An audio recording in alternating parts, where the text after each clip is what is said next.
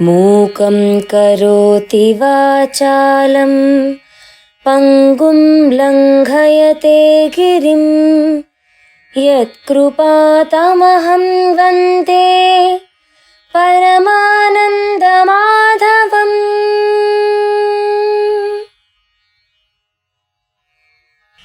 అధరం మధురం వదనం మధురం నయనం మధురం హసితం మధురం. అధరం మధురం వదనం మధురం నయనం మధురం హసితం మధురం. హృదయం మధురం గమనం మధురం మధురాధిపతేరఖిలం మధురం. వచనం మధురం చరితం మధురం వసనం మధురం వలితం మధురం. చలితం మధురం భ్రమితం మధురం మధురాధిపతేరఖిలం మధురం. వేణుర్మధురో రేణుర్మధురః పాణిర్మధురః పాదౌ మధురౌ. వేణుర్మధురో రేణుర్మధురః పాణిర్మధురః పాదౌ మధురౌ. నృత్యం మధురం సఖ్యం మధురం మధురాధిపతేరఖిలం మధురం. గీతం మధురం పీతం మధురం భుక్తం మధురం సుప్తం మధురం. గీతం మధురం పీతం మధురం భుక్తం మధురం సుప్తం మధురం. రూపం మధురం తిలకం మధురం మధురాధిపతేరఖిలం మధురం. కరణం మధురం తరణం మధురం హరణం మధురం స్మరణం మధురం. కరణం మధురం తరణం మధురం హరణం మధురం స్మరణం మధురం. వమితం మధురం శమితం మధురం మధురాధిపతేరఖిలం మధురం. శ్రీ శ్రవణ ఛానల్కి శ్రోతలందరికీ కూడాను మరొకసారి స్వాగతం. ఈ కశ్యప ప్రజాపతి వంశచరిత్ర నేను మనం చెప్పుకోవడం జరిగింది. ఇప్పుడు అందులో తర్వాత ఏమిటవుతుంది అన్నది ఈ నహూష యయాతుల వంశవర్ణన చెప్తుంది అనమాట. దాన్ని కూడాను మనం తెలుసుకుంటూ ముందుకు వెళ్ళిపోదాం. వైశంపాయనుడు ఇలా చెప్తున్నారు. పితృదేవతల కన్య అయిన విరజయందు నహుషుడికి గొప్ప శక్తి గల వాళ్ళు ఇంద్రుడితో సమానమైన పుత్రులు కలిగారు. వాళ్ళు యతి యయాతి సంయాతి ఆయాతి భవ సూయాతి అనేవారు. వాళ్ళలో యతి పెద్దవాడు, యయాతి మధ్యవాడు. గోవు అనే కుకుస్తుని కుమార్తెతోటి అతనికి వివాహం జరిగింది. యతి మునివ్రతంను అవలంబించి పరబ్రహ్మలో కలిసిపోయాడనమాట. తక్కిన 5గురిలో యయాతి భూమిని జయించి రాజయ్యాడు. శుక్రాచార్యుల కూతురు దేవయాని, వృషపర్వుని కూతురు శర్మిష్ఠ ఇద్దరు అతనికి భార్యలయ్యారు. దేవయాని యందు యదు, తుర్వసులు, శర్మిష్ఠకు ద్రుహ్యు, అను, పూరువు అనే పుత్రులు జన్మించారన్నమాట. ఇంద్రుడు సంతోషించి యయాతికి ప్రకాశమానమైన బంగారు రథాన్ని ఇచ్చారు. దానికి మనోవేగంతో సమాన వేగం గల గుర్రాలు కట్టబడ్డాయట. ఆ దివ్యరథం సహాయంతో అతడు 6 రోజుల్లో భూలోకాన్ని, ఇంద్రుడితో కూడిన స్వర్గమందలి దేవతలను జయించాట. ఆ రథం పురువంశరాజులందరి అధికారంలోనూ ఉంది. జనమేజయుడి సమయంలో గార్గ్యుడి శాపం చేత నశించిపోయింది అది. జనమేజయుడు గార్గ్యుని కుమారుని చంపి బ్రహ్మహత్యాపాపాన్ని పొందాడనమాట. ఈ గర్గుడు కోపించి శాపం పెట్టారు. ఆ కారణం చేత జనమేజయుడు రథం లేనివాడయ్యాడు, పతితుడయ్యాడు. ఇటు అటు తిరగడం ప్రారంభించాడు. నగరవాసులు గ్రామవాసులు అతన్ని విడిచిపెట్టేశారట. ఈ దుఃఖంతో అతనికి శాంతి లేకుండా పోయింది. చివరకు ఇంద్రోతుడనే బ్రహ్మర్షి సౌనకుడిని శరణు వేడాడు. ఈ సౌనకుడు అతన్ని పవిత్రుని చేయడానికి అశ్వమేధ యాగం చేయించాడు. ఆ యజ్ఞం చివర అవభృత స్నానం చేయగానే పాపం అతనికి నశించిపోయింది. అప్పుడు ఇంద్రుడు సంతోషించి దివ్యరథాన్ని మళ్ళీ అతనికిచ్చారు. వసు అనువాడికి ఇచ్చారట. వసువు బృహద్రథుడికి, తర్వాత అతని పుత్రుడికి ఆ రథం మీద అధికారం క్రమంగా ప్రాప్తించింది. తర్వాత బృహద్వంశరాజైన జరాసంధుని చంపి భీముడు ఆ రథాన్ని శ్రీకృష్ణ పరమాత్మకు అర్పించాడు అని చెప్తారు. యయాతి మహారాజు 7 ద్వీపాలతో కూడిన భూమండలాన్ని జయించి దాన్ని 5 భాగాల కింద చేశాట. ఈ 5 భాగాల్లో ఆగ్నేయ దిక్కును తుర్వస్కు, పడమర దిక్కును దృష్యుడికి, ఉత్తర దిక్కుని అణువుకి, ఈశాన్య దిక్కుని యదువుకు, మధ్య భాగాన్ని పూర్వుకు ఇచ్చాట. యయాతి పుత్రులు ఈనాడు కూడా గ్రామ నగరాదులతో శోభించే 7 ద్వీపాలతో కూడిన భూమిని ధర్మంగా పరిపాలిస్తూ ఉన్నారు అంటూ ఇందులో చెప్పబడింది. రాజా, పైన చెప్పిన మహాపురుషుల వృత్తాంతాన్ని ముందు చెప్తాను. ఇలా 5 పుత్రులకు రాజ్యాన్ని విభజించి అస్త్రశస్త్రాలను విడిచిపెట్టాడు ఈ యయాతి. తర్వాత యయాతి పెద్ద కొడుకైన యదువుతోటి, కుమారా, నేను ముసలివాడినయ్యాను. నువ్వు నా ముసలితనాన్ని తీసుకొని నీ యవ్వనాన్ని నాకివ్వు. నేను యువకుడినై భూమిపై తిరగగలుగుతాను అన్నాడు. యదువు, నేనొక బ్రాహ్మడికి కోరిన దాన్ని ఇస్తాను. ఆ బ్రాహ్మణుని కోరిక తీర్చిగానే నీ ముసలితనాన్ని తీసుకోలేనన్నాడు. అని ముసలితనంలో భోజనము, నీరు త్రాగుట మొదలైన వాటికి సంబంధించిన దోషాలు చాలా ఉన్నాయి. ఇందుచేత నీ ముసలితనాన్ని నేను తీసుకోవడం లేదు. నాకంటే మిక్కిలి ఇష్టమైన కొడుకులు మీకున్నారు కదా, వాళ్లలో ఒకడిని ఎన్నుకోండి అన్నాడు. యదువు మాటలు విని యయాతి కోపించాడు. అతని తిరస్కరిస్తూ, ఓరి దుర్బుద్ధి, నేను నీకు తండ్రిని, నా ఆజ్ఞను లెక్క చేయకపోతే ఇంతకంటే గొప్ప ధర్మం ఏముంది అని పలికి, నువ్వు మూఢుడివి, నా ఆజ్ఞను పాటించినందుకు నీ వంశం వాళ్ళందరికీ రాజ్యాధికారం ఉండదని శపించేసట. తర్వాత యయాతి తుర్వసు, ద్రుహ్య, అణు అనే కొడుకుల్ని పిలిచి వారిని తన ముసలితనం తీసుకోమని అడిగితే వాళ్ళు ఒక్కడు కూడా ఒప్పుకోలేట. వాళ్ళని కూడా అలాగే శపించాడు. ఇలా 4 పుత్రుల్ని శపించిన తర్వాత 5వ వాడైన పూర్వుతోటి ఆయన చెప్పారు, నువ్వు నా మాట పాటిస్తే నా ముసలితనాన్ని నీకిచ్చి నీ పడుచుతనాన్ని తీసుకుని రాజభోగాల్ని అనుభవిస్తాను అన్నట్ట. ప్రతాపవంతుడైన పూర్వుడు తండ్రి ఆజ్ఞను శిరసావహించి ఆయన ముసలితనాన్ని తీసుకున్నాడు. యయాతి పూర్వు రూపయవనాలను తీసుకుని రాజభోగాలన్నీ అనుభవించాడు. తన కోరిక తీర్చుకోవడానికి యయాతి విశ్వాచి అనే అప్సరసను వెంటబెట్టుకుని చైత్రరథవనంలో విహరించాడు.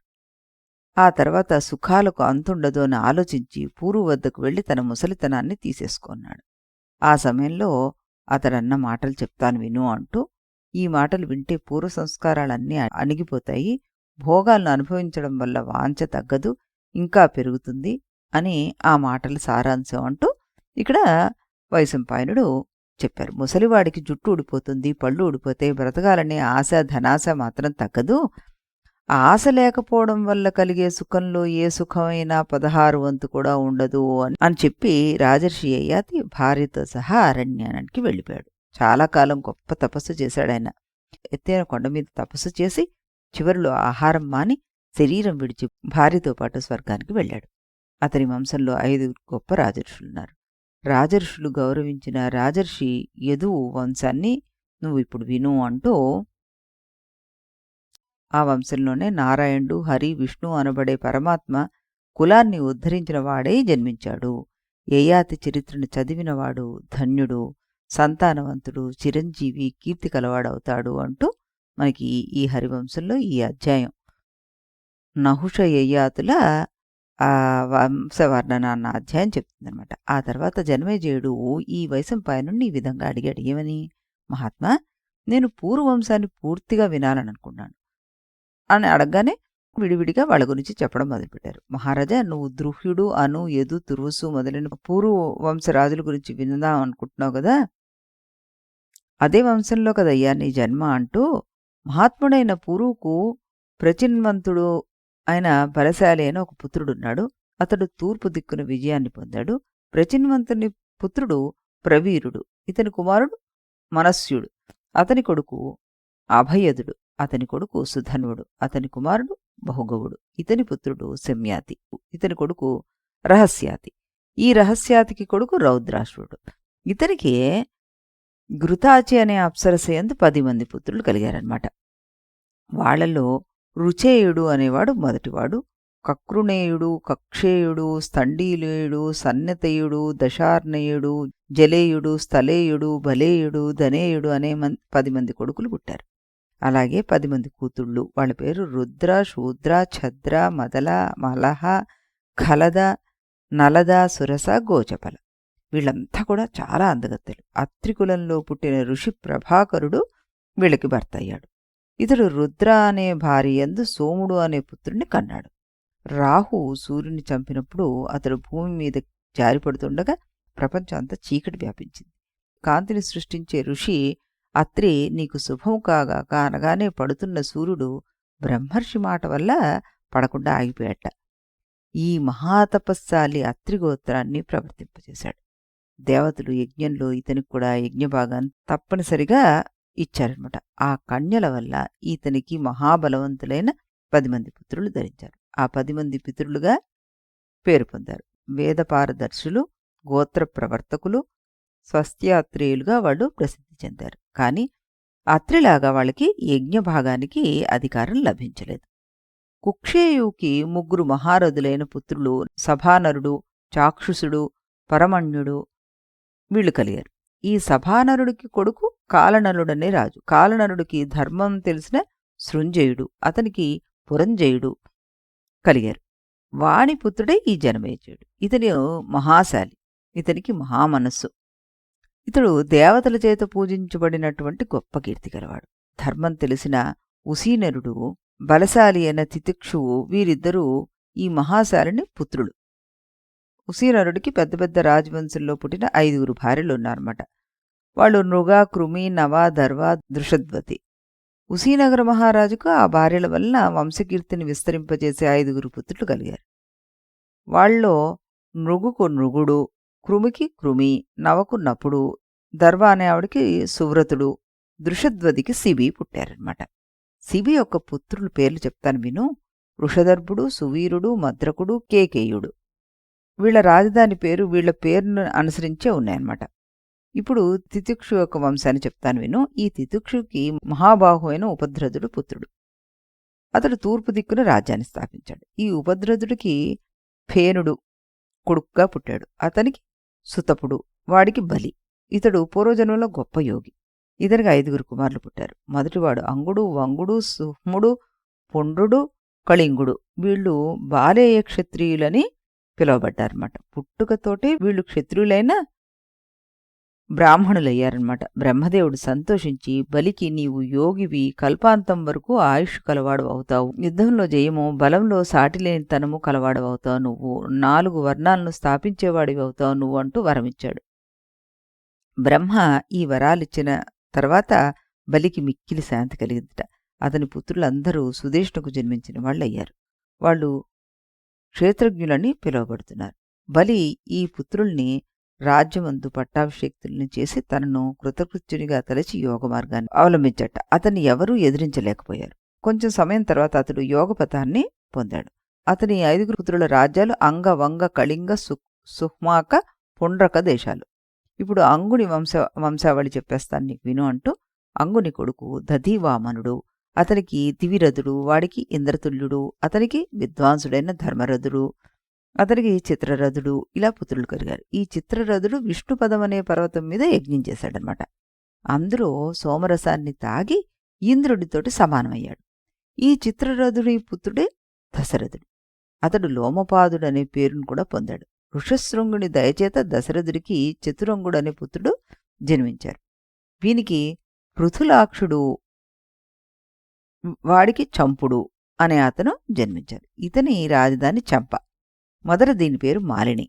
మునిశ్రేష్ఠుడైన పూర్ణభద్రుని దయవల్ల ఇతనికి హర్యంగుడు, వాడికి భద్రరథుడు, అతనికి బృహత్కర్మ, అతనికి బృహద్దర్భుడు, వాడికి బృహన్మనస్సుడు, ఇతనికి జయద్రథుడు, ఆ జయద్రథుడికి దృఢరథుడు, వీడికి విశ్వజిత్తు, అతనికి కర్ణుడు, ఇతనికి ఆ కర్ణుడికి వికర్ణుడు. ఇలా ఈ వికర్ణుడికి 100 మంది పుత్రులు పుట్టారన్నమాట. బృహన్మనుసుడికి చైత్యుని కన్య అయిన యశోదేవి సత్య అనే వారితోటి వివాహం జరిగి ఈ చైత్యుని ఇద్దరు కన్యల వలన ఈ వంశం 2 భాగాలుగా విడిపోయిందనమాట. అని ఓ రాజా, జయద్రథుడు, విజయుడు, సత్యాదేవి అనేవారికి జన్మించారు. విజయుడు శాంతి గుణం చేత బ్రాహ్మణుల కంటే శౌర్యగుణంలో క్షత్రియుల కంటేనూ గొప్పవాడయ్యాడు. ఈ విజయుడి పుత్రుడే ధృతి. అతనికి ధృతవతుడు, ఇతనికి సత్యకర్మ, ఇతనికి అతిరథుడు, ఇలా పుత్రులు పొందాడు. అతిరథుడు సూతుడయ్యాడు. ఇతడు కర్ణుణ్ణి పెంచినవాడయ్యాడనమాట. ఈ కారణం చేతే కర్ణుడు సూతపుత్రుడయ్యాడు. ఈ విధంగా నేను నీకు బలశాలి అయిన ఈ కర్ణుని వృత్తాంతాన్నంతా చెప్పాను. కర్ణుని వృత్తాంతం చెప్పాను. కర్ణుని కొడుకు వృషసేనుడు, అతని కొడుకు వృషుడు, అంగవంశపు రాజులందరూ కూడాను సత్యవ్రతులు, పుత్రవంతులు, మహారథులు. ఇప్పుడు నీవు పుట్టిన రుచేయు వంశం వాళ్ళని గురించి విను అంటూ ఆయన చెప్పుకొస్తున్నారు. ఏం చెప్తున్నారు? రాజర్షి అయిన రుచేయు గొప్ప వీరుడయ్యా. తక్షకుని కుమార్తె జ్వలనతోటి ఇతనికి వివాహం జరిగింది. ఈ జ్వలనకు మతినారుడనే పుత్రుడు కలిగాడు. ఇతనికి 3 కుమారులు. వాళ్ల పేర్లు తంసుడు, ప్రతిరథుడు, సుబాహు. మతినారుకు ఒక గౌరీ అనే కన్య కూడా ఉంది. ఆవిడే మాంధాతకు తల్లి అయింది. మతినారుని పుత్రులు 3, బ్రహ్మజ్ఞానులు, బలవంతులు, యుద్ధ నిపుణులు కూడాను వాళ్ళు. వాళ్లలో తంసుడు పెద్దవాడనమాట. ఈ ప్రతిరథుని కొడుకు కణ్వుడు. ఇతని కొడుకే మేధాతిథి. ఇతని వలన కణ్వుడు బ్రాహ్మణుడయ్యాడు. ఇతని వంశీయులని కాణ్వేయులని మనం పిలుస్తాం. కణ్వుని కూతురు ఈలిని. ఈమె ఎక్కువ బ్రాహ్మణ భక్తి కలది. తంసుతో ఈవిడికి వివాహం జరిగింది. తంసుని కుమారుడు సురోధుడు. ఇతడు బ్రహ్మజ్ఞాని, పరాక్రమవంతుడు కూడాను. ఉపదానివి ఇతని భార్య. ఈమె కుమారులు దుష్యంతుడు, సుష్మంతుడు, ప్రవీరుడు, అనఘుడు అనే 4. దుష్యంతుని కొడుకే భరతుడు. ఇతడు 10,000 ఏనుగుల బలం కలవాడు. సర్వధముడని ఇతడు చక్రవర్తి కూడాను. భరతుని తల్లి శకుంతల. అతని పేరుతోనే మీరు భారతులని పిలువబడుతున్నారు. ఆకాశవాణి, శకుంతలను అవమానించవద్దు. భరతుని తండ్రివి నీవేనని శకుంతల సత్యమే పలికింది. నీవు భరతుని పోషించు, శకుంతల నీ భార్యే అంటూ చెప్పింది. తల్లుల కోపం చేత భరతుని పుత్రులందరూ నశించారు. ఈ విషయంలో ఒక కథ. భరద్వాజుడు భరతుని చేత ఒక యజ్ఞం చేయించాడు. దేవతలు భరతుని కుమారుడు రూపంగా మార్చారు. పూర్వం తల్లులు భరతపుత్రుణ్ణి పనికిరాని వారిగా చేశారు. భరద్వాజుని వల్ల కలిగిన పుత్రుడికి విదతుడు అనే పేరు వచ్చింది. విదతుడు పుట్టగానే మహారాజు భరతుడు స్వర్గస్థుడయ్యాడు. తర్వాత భరద్వాజుడు కూడాను విదతుడికి పట్టాభిషేకం చేసి అరణ్యానికి వెళ్ళిపోయాడు. విదతుడి కుమారులు 5: సుహోత్రుడు, సుహోతు, గయుడు, గర్గుడు, కపిలుడు. సుహోత్రుడికి 2 కొడుకులు. వాళ్ళ పేర్లు కాశికుడు, గృత్సమతి. వాళ్ళిద్దరి నుండి బ్రాహ్మణ, క్షత్రియ, వైశ్య జాతులు అనేకం వృద్ధి పొందాయి. కానీ కాశికకు ఒక్కడే దీర్ఘతప్పుడు అనేవాడు పుట్టాడు. ఇతనికి ధన్వంతరి జన్మించాడు. ఇతని కొడుకు కేతుమంతుడు. ఇతనికి భీమరథుడు, అతనికి దివోదాసుడు. ఇలా పుట్టారనమాట. ఇతడు రాక్షసులకు యమును వంటివాట.